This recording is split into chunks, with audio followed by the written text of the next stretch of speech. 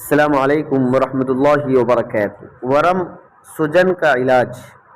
حضرت اسماء رضی اللہ عنہا کے چہرے اور سر میں ورم ہو گیا، سوج گیا، تو انہوں نے حضرت عائشہ رضی اللہ عنہا کے ذریعے آپ صلی اللہ علیہ وسلم کو اس کی خبر دی۔ چنانچہ حضور صلی اللہ علیہ وسلم ان کے یہاں تشریف لے گئے اور درد کی جگہ پر کپڑے کے اوپر سے ہاتھ رکھ کر 3 مرتبہ یہ دعا فرمائی: اللہم اذہب عنہا سوءہ وفحشہ بدعوت نبیک الطیب المبارک المکین عندک بسم اللہ۔